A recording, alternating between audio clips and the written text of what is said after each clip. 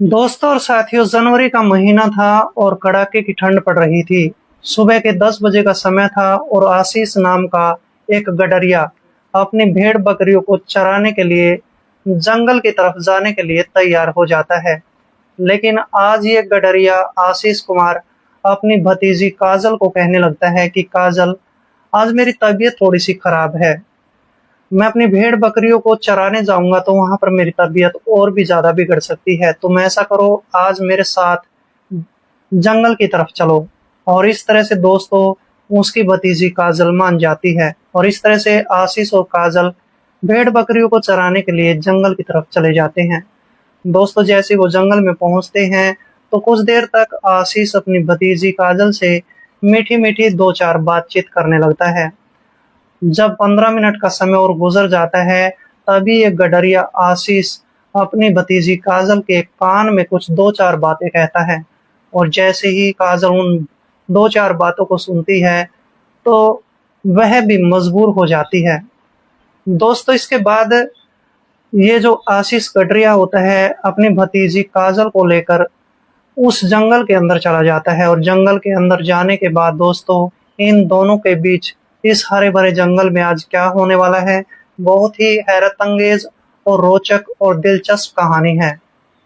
दोस्तों, कहानी में आगे बढ़ने से पहले बस केवल आपसे एक ही रिक्वेस्ट है कि आप अपने इस चैनल को सब्सक्राइब कर लें और वीडियो को एक लाइक कर दें, ताकि दोस्तों आने वाली वीडियोस में मैं आपका नाम ले सकूं।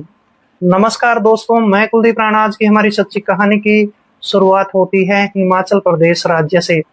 और हिमाचल प्रदेश राज्य के अंदर ही बिल्कुल एक छोटा सा गांव देवपट्टी गांव होता है। और इसी गांव में दो सगे भाई रहते थे जिनके नाम गौतम और आशीष होते हैं। गौतम, जिसका रंग बेहद काला होता है, और दूसरी तरफ जो उसका भाई आशीष होता है वो एक आंख से काना होता है। और इस तरह से दोस्तों गौतम और आशीष दोनों भाई गडरिये होते हैं। दोनों के पास अपनी 15 से 20 बकरियां होती है और इन्हीं भेड़ बकरियों से ही इन दोनों के परिवार का गुजर बसर हुआ करता था। गौतम और आशीष के माता पिता 2 साल पहले दोनों ही किसी एक्सीडेंट में गुजर जाते हैं और दोनों ही भाई मिलजुल कर अपने घर पर रहते हैं। दूसरी तरफ आशीष किसी कारखाने में काम करने में व्यस्त हो जाता है, यानी कि उसको कारखाने के अंदर एक नौकरी मिल जाती है। और इसके बाद गौतम अपनी भेड़ बकरियों को चराने जाया करता था और उनको चराने के बाद घर पर लौट आया करता था। एक दिन ऐसा भी आता है जिसमें गौतम अपनी बकरियों को लेकर जंगल की तरफ चला जाता है। दोस्तों, जैसे ही वो जंगल में जाता है तो वहां पर एक महिला और साथ में उसकी एक बेटी बैठी हुई थी जो कि काफी उदास थे और काफी परेशान भी थे। गौतम उस महिला के पास चला जाता है और उससे पूछने लगता है कि तुम यहाँ पर पिछले 2 दिन से बैठे हुए हो, ऐसी क्या बात है, ऐसी क्या परेशानी है। तभी वो महिला अपना नाम रोशनी बताती है और अपनी बेटी का नाम काजल बताती है। रोशनी इस गडरिये गौतम को कहने लगती है कि मेरे पति की कुछ दिनों पहले मौत हो गई थी, जिसके कारण मैं घर में अकेली रहा करती थी, लेकिन मेरे सास ससुर ने मुझे 2 दिन पहले ही घर से निकाल दिया है। अब दोस्तों, गौतम जैसे ही उस महिला रोशनी की इन बातों को सुनता है तो बड़ा परेशान हो जाता है। और जैसे ही वो परेशान होकर उस महिला से बातचीत कर रहा होता है तो वो कहने लगता है कि तुम ऐसा करो, तुम दोनों मेरे घर पर चलो और मेरे घर पर ही रहना शुरू कर दो। मेरे घर में कोई भी औरत नहीं है, कोई भी महिला नहीं है, मैं अकेला हूँ और मेरा एक छोटा भाई है। और इस तरह से दोस्तों वो विधवा महिला बेहद खुश हो जाती है और अपनी बेटी काजल को लेकर इस गडरिये गौतम के साथ इसके घर पर आ जाती है। दोस्तों, इसके घर पर वो रहना शुरू कर देती है। अब जैसे ही 2 दिन का समय बीतता है, आशीष अपने कारखाने से काम कर कर जब घर पर लौटता है तो देखता है कि उसके घर में एक खूबसूरत महिला बैठी थी और उस खूबसूरत महिला के पास उसकी बेटी काजल भी बैठी थी। अब उन दोनों को देखने के बाद दोस्तों गौतम के भाई आशीष की नीयत खराब हो जाती है। आशीष उनको देखकर हंसते मुस्कुराते हुए अपने भाई गौतम से कहने लगता है कि भाई, ये महिला और ये लड़की कौन है। गौतम उसको सारी कहानी बताता है और इसके बाद तो दोस्तों आशीष के मन में खुशी के लड्डू फूटने लगते हैं। खैर दोस्तों 2-4 दिन और गुजर जाते हैं। आशीष अपने कारखाने में चला जाया करता था, गौतम भी अपने काम पर चला जाया करता था। इसी बीच दोस्तों लगभग 1 महीने का समय गुजर जाने के बाद अब ये विधवा महिला रोशनी गौतम के पास आने लगती है, यानी गौतम के साथ उसकी नजदीकियां बढ़ने लगती हैं और नजदीकियां भी इतनी ज्यादा बढ़ जाती हैं कि दोनों एक दूसरे को पसंद करने लगते हैं। और जब दोनों एक दूसरे को पसंद कर लेते हैं तो गौतम फिर इस महिला के साथ शादी कर लेता है और जब दोनों की शादी हो जाती है तो फिर खुशी से पूरा परिवार अपना जीवन गुजारना शुरू कर देता है। लेकिन दोस्तों भगवान को ये सब मंजूर नहीं होता है। जैसे गौतम एक दिन जंगल में अपनी भेड़ बकरियों को चराने के लिए चला जाता है तो वहां पर जाने के बाद दोस्तों एक सांप इसको काट लेता है और जैसे गौतम को सांप काट लेता है तो 2 घंटे बाद ही वहां पर गौतम की मौत हो जाती है। और इस तरह से दोस्तों रोशनी जो है फिर से अकेली पड़ जाती है। अब रोशनी को संभालने वाला केवल उसका देवर ही होता है जिसका नाम आशीष था। अब लोग ये बात भी कहने लगते हैं कि आशीष तुम्हारे भाई की तो मौत हो चुकी है, अब तुम्हें अपनी भाभी रोशनी का भी ख्याल रखना है, साथ में अपनी भतीजी काजल का भी ख्याल रखना है। कुछ लोग तो ये भी कहने लगते हैं कि तुम अपनी भाभी से शादी कर लो, लेकिन रोशनी आशीष से शादी करने के लिए तैयार नहीं होती है। और इस तरह से दोस्तों आशीष अब अपने घर पर ही रहकर अपनी भेड़ बकरियों को चराने का काम करना शुरू कर देता है। लेकिन दोस्तों आशीष जो है दिमाग से पैदल नहीं होता है, वो बहुत चालाक आदमी होता है। अपनी भाभी से मीठी मीठी बातचीत करने लगता है और अपनी मीठी मीठी बातों में अपनी भाभी रोशनी को भी फंसा लेता है। लेकिन दोस्तों यहाँ पर आशीष की नजर तो काजल पर अटकी हुई थी और एक दिन ऐसा भी आ जाता है जिसमें आशीष अपनी भाभी रोशनी को कहने लगता है कि भाभी जी आज भेड़ बकरियां चराने के लिए मैं नहीं जाऊंगा, मेरी तबीयत काफी खराब है। तभी रोशनी कहने लगती है कि देवर जी तुम दवाइयां वगैरह क्यों नहीं लेते हो।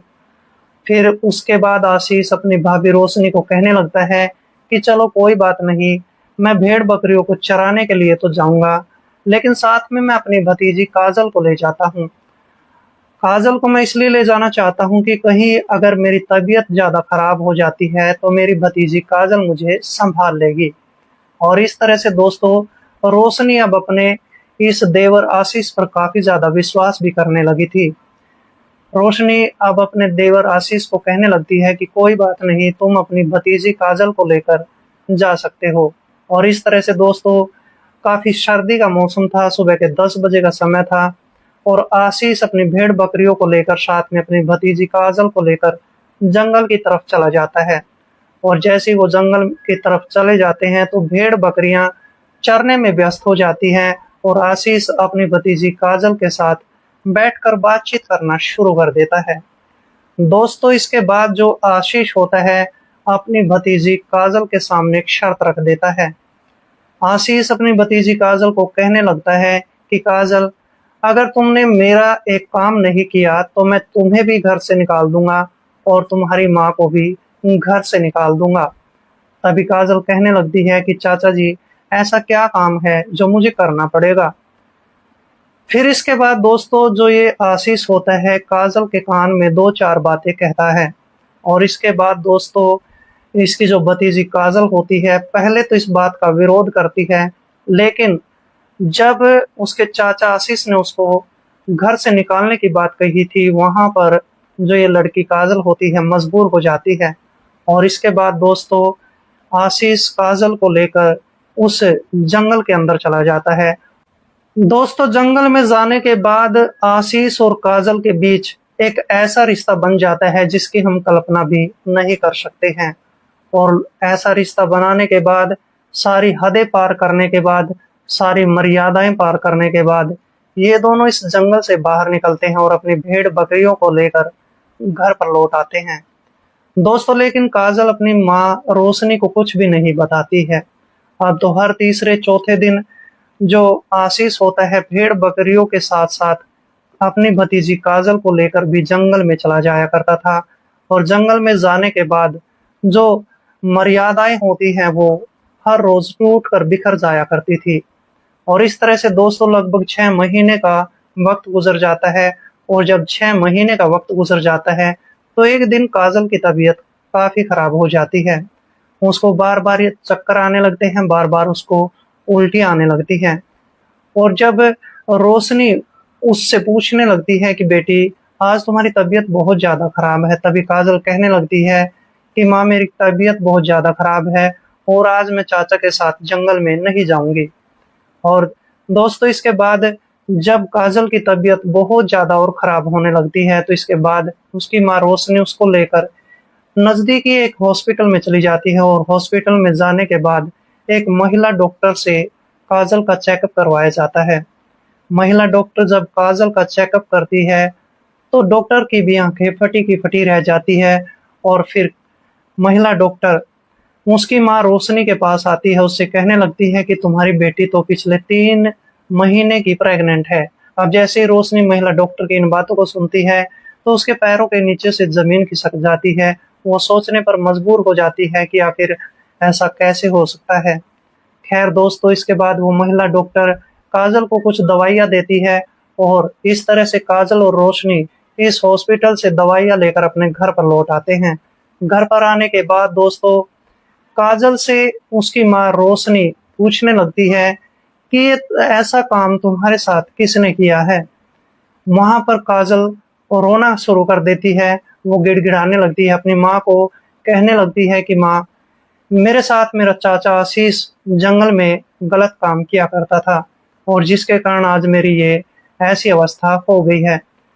जैसे ही रोशनी अपनी बेटी की इन बातों को सुनती है तो वो आग बबूला हो जाती है, गुस्से से पागल हो जाती है।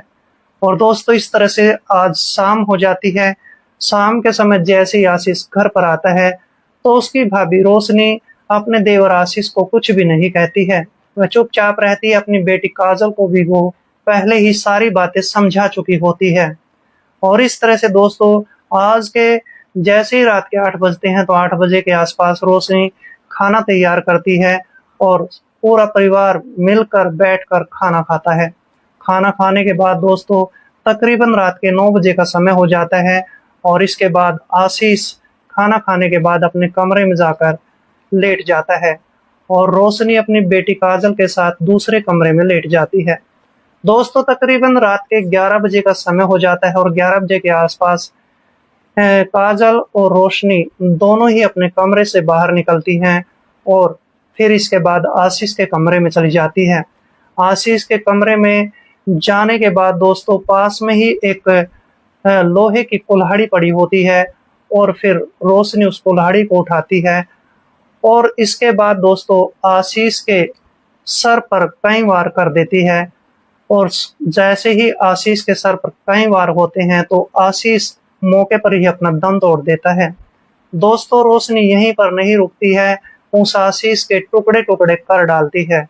और ये सब करने के बाद दोस्तों रात के तकरीबन 12 बजे का समय हो जाता है, वह अपने घर में ही बैठ जाती है। लेकिन दोस्तों काजल से वो बातचीत करती रहती है, उसको समझाती रहती है। और इस तरह से दोस्तों पूरी रात जब गुजर जाती है तो सुबह जैसे ही 7 बजे का समय होता है तो 7 बजे के आसपास रोशनी अपनी बेटी काजल को लेकर स्थानीय पुलिस स्टेशन में पहुंच जाती है। पुलिस स्टेशन में जाने के बाद वहां पर एक दरोगा बैठा होता है जिसका नाम दीपक कुमार होता है। दीपक कुमार के सामने वो अपना सारा जुर्म कबूल करते हुए कहने लगती है कि मैंने अपने देवर का कत्ल कर दिया है, मेरे देवर ने मेरी बेटी के साथ गलत काम किया था इसलिए मैंने उसका कत्ल कर दिया है। और इसके बाद दीपक कुमार अपनी पुलिस टीम को लेकर जैसे ही उसके घर पर पहुंचता है तो देखता है कि वाकई में वहां पर आशीष की लाश के लगभग टुकड़े टुकड़े पड़े हुए थे। इस तरह से पुलिस आशीष की लाश को बरामद करती है और बरामद करने के बाद उसको पोस्टमार्टम के लिए भेज दिया जाता है। दोस्तों ये सब करने के बाद पुलिस अब इस रोशनी और काजल इन दोनों के खिलाफ एक चार्जशीट तैयार कर लेती है और इन दोनों पर एक मुकदमा दायर कर दिया जाता है। दोस्तों ये बात भविष्य के घर में छिपी है कि जज साहब इन दोनों को क्या सजा सुनाने वाला है। दोस्तों, इस पूरे घटनाक्रम के बारे में आपकी क्या राय बनती है, आपके क्या कमेंट बनते हैं, कमेंट बॉक्स में जरूर लिखें। तो दोस्तों, मिलते हैं किसी ऐसी कहानी के साथ। तब तक के लिए दोस्तों, जय हिंद, वंदे मातरम।